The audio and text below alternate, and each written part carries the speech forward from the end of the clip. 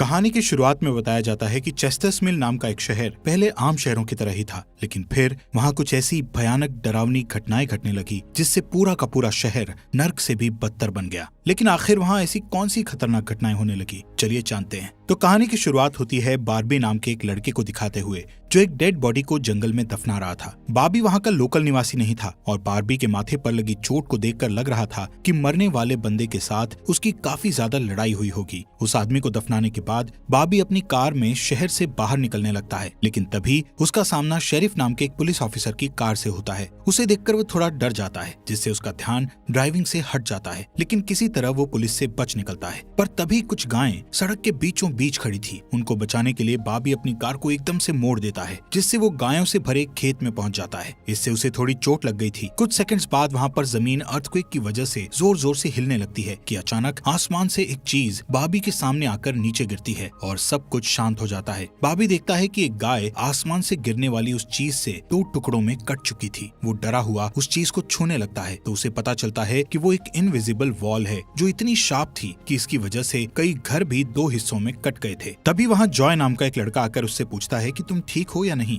वो भी उस इनविजिबल दीवार को देखकर शॉक्ड रह जाता है। दूसरी तरफ शेरिफ और लिंडा को खबर मिलती है कि उस पूरे टाउन की पावर सप्लाई कट गई है, फोन लाइंस बंद हो गई हैं और इंटरनेट भी काम नहीं कर रहा है। यहाँ तक कि सारे सैटेलाइट कनेक्शंस भी काम करना बंद कर गए थे। तभी शहर के ऊपर से उड़ रहा एक प्लेन उस इनविजिबल वॉल से टकराकर क्रैश हो जाता है, जिसे देखकर लोग और भी ज्यादा घबरा गए थे। और ये बात कंफर्म हो जाती है कि ये सिर्फ एक इनविजिबल दीवार नहीं बल्कि एक राउंड शेप डोम यानी गुम्बद है जिसने आधे शहर को कवर कर लिया है। वहीं दूसरी साइड हम एक रेडियो स्टेशन पर फिल और उसकी असिस्टेंट डोडी को देखते हैं जो सिग्नल लाने की कोशिश कर रहे थे। वो दोनों थोड़ा कंफ्यूज थे कि अचानक सिग्नल क्यों चला गया। यहाँ पर फिल को लगता है कि ये अच्छा मौका है उनकी रेडियो रेटिंग्स को हाई करने का, इसलिए वो दोनों सिग्नल को ठीक करने में लग जाते हैं। वहीं एक फायर ट्रक डोम की दूसरी तरफ से आ रहा था, जिसे देख बार्बी ट्रक वाले को इस इनविजिबल वॉल की तरफ इशारा करता हुआ उसे रुकवाकर क्रैश होने से बचा लेता है। थोड़ी देर बाद वहाँ इन्वेस्टिगेशन करने के लिए कुछ पुलिस वाले आते हैं, पर इस इनविजिबल डोम को समझना उनके बस की बात नहीं थी। उसी समय वहाँ पर एक शहर का काउंसिलमैन जिसका नाम बिग जिम था वो भी पहुँच जाता है, लेकिन उसे भी इस डोम के बारे में कुछ भी समझ नहीं आता। यहाँ पर पुलिस को इन्फॉर्मेशन मिलती है कि उस शहर की तरफ आने वाले सभी रास्तों को बंद कर दिया गया है क्योंकि उस डोम की वजह से बहुत सारे एक्सीडेंट हो रहे हैं। इसके थोड़ी दूर घर पर जूनियर नाम का लड़का एंजी नाम की लड़की के साथ इंटीमेट हो रहा था। एंजी पेशे से नर्स थी और जो की बड़ी बहन भी थी। इंटीमेट होने के बाद जूनियर एंजी से कहता है कि मैं तुमसे बहुत प्यार करता हूँ, लेकिन एंजी उसे कहती है कि वो उसके लिए ऐसा कुछ फील नहीं करती। इससे जूनियर का दिल टूट जाता है और उन दोनों में बहस होने लगती है। यहाँ पर उनकी बहस इतनी बढ़ जाती है कि एंजी उसे थप्पड़ मारकर वहाँ से चली जाती है। इसके बाद हम 3 लोगों की फैमिली को देखते हैं, जिसमें मदर कैरोलीन, एलिस और उन दोनों की बेटी नोरी उसी टाउन की तरफ जा रही थी। उन्हें इस बात की खबर नहीं थी कि डोम ने उस टाउन को कवर किया हुआ है। दूसरी तरफ हम जूलिया नाम की एक इन्वेस्टिगेटिव रिपोर्टर को देखते हैं जिसका चेस्टर्स मिल शहर में बहुत नाम था। एक दिन एक औरत उसे एक सीक्रेट खबर देने के लिए कॉल करती है। वो औरत उसे बताती है कि उसने उस वीक चेस्टर्स मिल में प्रोपेन से भरे 6 ट्रक को जाते हुए देखा है और उसके हिसाब से इतनी बड़ी क्वांटिटी में प्रोपेन जैसे फ्यूल का शहर में आना किसी खतरनाक प्लान का हिस्सा हो सकता है। जूलिया उस औरत को इस बारे में इन्वेस्टिगेशन करने का वादा करती है, पर वो अपने काम में ज्यादा बिजी होने के कारण उस पर ध्यान नहीं दे पाती। वहीं बिग जिम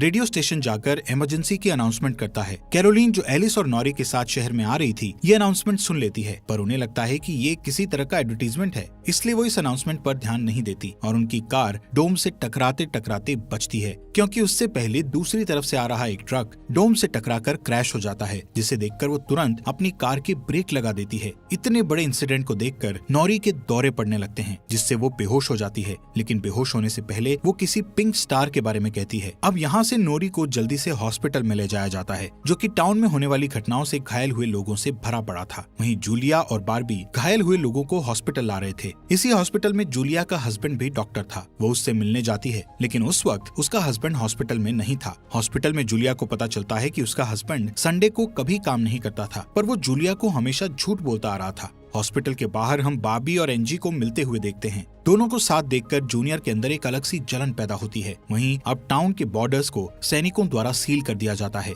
बहुत सारे साइंटिस्ट और एक्सपर्ट्स को भी इस अजीबोगरीब मुसीबत का असल कारण नहीं पता चलता। पर कुछ घंटों बाद बिग जिम प्रोपेन के बारे में बात करने के लिए शेरिफ से मिलता है। यहाँ पर उनकी बातों से हमें पता चलता है कि उनको इस डोम के बारे में पहले से थोड़ा बहुत पता था, पर वो इस पर खुलकर बात नहीं कर रहे थे। वहीं बॉबी को उस टाउन में एक दिन के लिए रुकना था, पर उसके पास ठहरने के लिए कोई जगह नहीं थी, इसलिए वो अपनी कार में ही रात बिताने का फैसला करता है। तभी जूनियर उसके पास आता है और उसे एंजी से दूर रहने को कहता है। धीरे धीरे उसकी बात धमकी में बदल जाती है। बॉबी हैरान होता है कि आखिर उसकी गलती क्या है। इसी बीच वहाँ जूलिया आ जाती है, जिससे वो झगड़ना बंद कर देते हैं। यहाँ से सीन शिफ्ट होता है और हम देखते हैं कि टाउन के ऐसे हालात से लापरवाह होकर एक जगह कुछ टीनेजर्स पार्टी कर रहे थे। इनमें जॉय भी था। जॉय एक लड़के से वहाँ के हालात पर बात करने लगता है, लेकिन अचानक जॉय को दौरा पड़ने लगता है और वो पिंक स्टार के बारे में बोलने लगता है, जैसे कि पहले नॉरी ने बोला था। वहीं जॉय की बहन एंजी घर पर अकेली होती है। तभी अचानक उसके घर में जूनियर घुसकर उसको किडनैप करके अपने फादर के टूटे फूटे शेल्टर में ले जाता है। यहाँ पर वो उसे बताता है कि मुझे पता है शहर को कवर किए इस डोम के बारे में।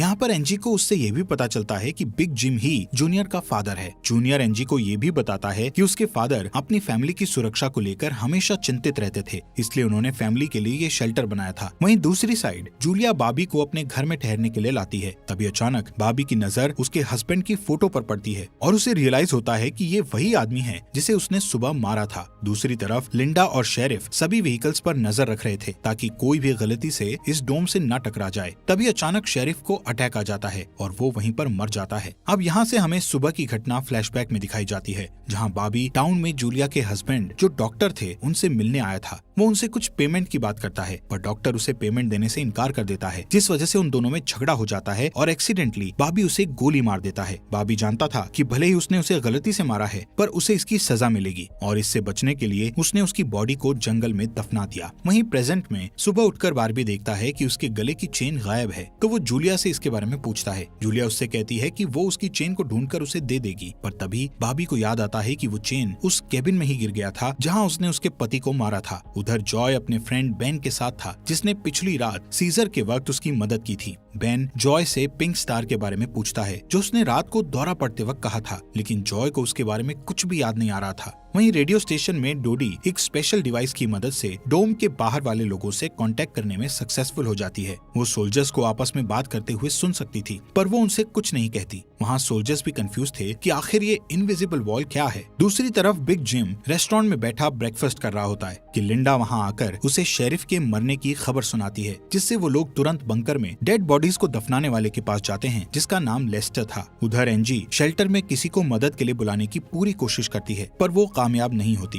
तभी जॉय वहाँ आता है और उसे चेन के जरिए बेड से बांध देता है। वहीं बिग जिम लेस्टर को अपने साथ लेकर आता है, जो कि शेरिफ का ही दोस्त था। शेरिफ की मौत से वो बहुत दुखी और परेशान हो जाता है। जब लिंडा उनके आसपास नहीं होती, तब वो और बिग जिम पिछले महीने होने वाले प्रोपेन के इंपोर्ट के बारे में बात करते हैं कि प्रोपेन के इंपोर्ट में उन तीनों का ही हाथ था और उन्होंने टाउन वालों से ये बात छुपाई थी। शेरिफ की मौत से ये कंफर्म हो गया था कि वो उनकी इन्वॉल्वमेंट के बारे में किसी को कुछ नहीं बता पाएगा, जो कि उनके लिए अच्छी खबर भी थी। उसी दिन बाद में लिंडा पुलिस स्टेशन आती है तो देखती है कि बिग जिम शेरिफ के ऑफिस में कुछ ढूंढ रहा है। लिंडा के पूछने पर जिम उसे कहता है कि वो वहाँ शेरिफ की वसीयत के पेपर्स ढूंढ रहा है, लेकिन असल में वो वहाँ प्रोपेन के इंपोर्ट से जुड़े पेपर्स को ढूंढने आया था, जो उसे और लेस्टर को परेशानी में डाल सकते थे। वो तुरंत बाहर आकर शेरिफ को बताता है कि मुझे लगता है वो पेपर शेरिफ के घर में होंगे, जिन्हें लाने के लिए वो लेस्टर को तुरंत उसके घर भेजता है। इसी बीच जूलिया जल्दी से रेडियो स्टेशन पर डोडी के पास जाती है, जहाँ वो देखती है कि वो लोग डिवाइस के जरिए डोम के बाहर खड़े सैनिकों की बातचीत सुन सकते हैं। उनकी बात सुनने पर जूलिया को पता चलता है कि वो लोग जमीन खोदकर डोम को बाहर निकालने की कोशिश कर रहे हैं, पर वो इस काम में कामयाब नहीं हो पा रहे हैं। इसके बाद जूलिया रेडियो के जरिए पूरे टाउन में डोम वाली खबर को फैला देती है, जिससे लोगों में डर पैदा हो जाता है और लोग घबरा जाते हैं। वहीं जॉय और बेन बॉर्डर के पास साइंटिस्ट को अपना काम करते हुए देखते हैं। साइंटिस्ट ये देखते हैं कि डोम के ऊपर पानी का क्या असर होता है, पर उन्हें ज्यादा कुछ समझ नहीं आ रहा था, जिससे वो किसी नतीजे पर नहीं पहुंच पाते। वहीं जॉय देखता है कि ये डोम एक छलनी की तरह है। वो बेन से बताता है कि इस डोम में से बिल्कुल मामूली सा पानी आर पार जा सकता है। दूसरी ओर बार्बी अपनी चेन ढूंढने जूलिया के हस्बैंड डॉक्टर के केबिन में जाता है। वहाँ उसे उसका चेन मिल जाता है, पर तभी जूनियर वहाँ आकर उसे देख लेता है। जूनियर उससे पूछता है कि क्या तुम एंजी के साथ सोए थे। यहाँ पर बार्बी को लगता है कि शायद उसने उसे चेन ढूंढते हुए देख लिया है और इसीलिए वो जूनियर को ऐसे ही वहाँ से जाने नहीं दे सकता था, इसलिए वो जूनियर को बहुत बुरी तरह से पीटने लगता है। वहीं हम देखते हैं कि लेस्टर शेरिफ के घर पहुंचकर प्रोपेन इंपोर्ट के पेपर्स को ढूंढने लगता है। कुछ टाइम बाद उसे वो पेपर्स ड्रॉवर में मिल जाते हैं, तभी वो उन्हें जला देता है। जब वो वहाँ से जाने लगता है तो उसका पैर लगने से पेपर्स की आग घर के पर्दों पर लग जाती है, जिससे आग की लपटें पूरे घर में फैल जाती हैं और पूरा घर जलने लगता है, जिसे देखकर जल्दी ही बहुत सारे लोग जमा हो जाते हैं और आग बुझाने की कोशिश करते हैं, पर फायर ट्रक के बिना आग बुझाना नामुमकिन था। अगर वो लोग घर को जलने देते तो डोम के अंदर का टेम्परेचर बहुत बढ़ जाता, जिससे लोगों की जानें भी जा सकती थी। इसलिए सब मिलकर आग बुझाने में लग जाते हैं। बॉबी लोगों को आग बुझाने में लीड करता है। तभी लिंडा को घर के अंदर से लेस्टर की चीखने की आवाजें सुनाई देती है। वो अंदर जाकर उसे घसीटकर बाहर निकाल लाती है और इलाज के लिए डॉक्टर के पास भेज देती है। यहाँ पर लोगों को आग बुझाने में 1 घंटे के बाद भी कामयाबी नहीं मिलती, उल्टा आग और भड़क जाती है। आखिर में जिम लोडर लेकर आता है और घर को गिरा देता है। तब कहीं जाकर आग शांत होती है। इसके बाद सारे थके हुए लोग इकट्ठा होते हैं। उनमें से पॉल नाम का एक पुलिस वाला फ्रस्ट्रेट होकर कहता है कि हम सभी लोग इस डोम से कभी भी बाहर नहीं निकल पाएंगे, क्योंकि ये डोम आग से जो धुआं निकला है उसे बाहर नहीं निकलने दे रहा। वो कहता है कि हम सभी इस डोम के अंदर ही मरने वाले हैं। इतना कहता हुआ वो हवा में गोली चला देता है, जो कि डोम से टकराकर एक दूसरे पुलिस वाले को लग जाती है और वो तुरंत मर जाता है। यहाँ पर पॉल को अरेस्ट कर लिया जाता है। अंधेरा होने पर जॉय और उसके दोस्त स्केटिंग के लिए जाते हैं। तभी वहाँ पर नोरी जॉय के पास आकर उसे कहती है कि उसे अपना फोन चार्ज करना है। जॉय उसे अपने घर ले जाता है, क्योंकि उसके घर में जनरेटर था, जो कि उस टाउन के गिने चुने घरों में ही था। उधर लिंडा पॉल को जेल लेकर आती है। वहाँ कुछ लोग पुलिस स्टेशन के बाहर प्रोटेस्ट कर रहे थे। असल में वो लोग पुलिस के घटिया सिस्टम का विरोध कर रहे थे। जिम उन सबको ये कहकर शांत करता है कि जरूरत पड़ने पर उन सबकी मदद की जाएगी। लॉकअप में बंद होने के बाद पॉल को हार्ट अटैक आ जाता है, जिससे लिंडा उसकी मदद के लिए दौड़कर अंदर जाती है, लेकिन तभी उसे पता चलता है कि पॉल सिर्फ अटैक आने की एक्टिंग कर रहा था। इसी मौके का फायदा उठाकर पॉल उसे धकेलकर उसे लॉकअप में बंद करके वहाँ से भाग जाता है। इधर बंकर में जूनियर फिर से एनजी के पास जाता है। एनजी समझ चुकी थी कि अगर उसे यहाँ से निकलना है तो उसे जूनियर को झूठे जाल में फंसाना पड़ेगा, इसीलिए वो उससे अपने बचपन की यादें साझा करती है, जब वो दोनों एक बंद टनल में जाया करते थे, और कहती है कि हो सकता है डोम का टनल पर कोई असर नहीं हुआ हो, तो वो लोग बाहर जा सकते हैं। यहाँ पर एनजी सोचती है कि अब वो उसके प्यार के जाल में फंस गया है तो शायद वो उसे छोड़ दे, लेकिन ऐसा कुछ नहीं होता। जूनियर अकेले ही उस टनल में जाने का प्लान बनाता है। वहीं जिम जब पुलिस स्टेशन में आता है तो पॉल की जगह लिंडा को लॉकअप में बंद देखता है। वो तुरंत उसे लॉकअप से बाहर निकालता है। उन्हें पता चलता है कि पॉल अपने साथ एक राइफल और कुछ गोलियां लेकर गया है। लिंडा तुरंत उसकी तलाश में जंगल की ओर निकल जाती है, क्योंकि उसे पता था कि पॉल अक्सर शिकार करने जंगल की तरफ जाया करता था। वहीं जिम पॉल को पकड़ने के लिए एक टीम तैयार करता है। उधर रेस्टोरेंट में बैठी कैरोलीन को नॉरी की फिक्र हो रही थी, क्योंकि वो पिछली रात अपनी दोनों मदर्स को बिना बताए जॉय के घर रुक गई थी। वहीं जिम लोगों से पॉल को तलाश करने के लिए उसकी टीम ज्वाइन करने को कहता है। वो बॉबी से भी उनके साथ चलने को कहता है, क्योंकि वो आग बुझाने में अच्छा लीडर साबित हुआ था। इसके बाद वो लोग जंगल में जाने लगते हैं। रास्ते में बार्बी अपनी खूबियां दिखाता हुआ उनसे कहता है कि वो मिलिट्री में भी रह चुका है। वहीं दूसरी ओर जूलिया जूनियर को टनल की तरफ जाते हुए देखती है। वो उसे रोककर पूछती है कि वो बैग पैक करके कहाँ जा रहा है, लेकिन जूनियर बहुत जल्दी में था और वो नर्वस भी था। वो कहता है कि मैं बस यहीं पास में अपने दोस्त से मिलने जा रहा हूँ। इससे जूलिया का शक उस पर और भी बढ़ जाता है और वो उसका पीछा करती हुई टनल तक पहुँच जाती है। उधर जॉय के घर पर जॉय और नॉरी साथ में नाश्ता कर रहे थे। जॉय पहले कभी किसी लड़की के साथ अकेला नहीं रहा था, इसलिए थोड़ा नर्वस फील कर रहा था, जबकि नॉरी कॉन्फिडेंट थी और बातचीत में भी हाजिर जवाब थी। तभी बेन और 2 लड़कियों को अपने साथ लेकर उसके घर आ जाता है, जिन्हें फोन चार्ज करना था। उन्हें इम्प्रेस करने के लिए बेन को जनरेटर यूज करना था, जिसके लिए जॉय बेन को थोड़ी बेदिली से इजाजत दे देता है, क्योंकि उस टाउन में जनरेटर एक बहुत काम की चीज थी और इस तरह उसका मिसयूज करना उसे सही नहीं लग रहा था।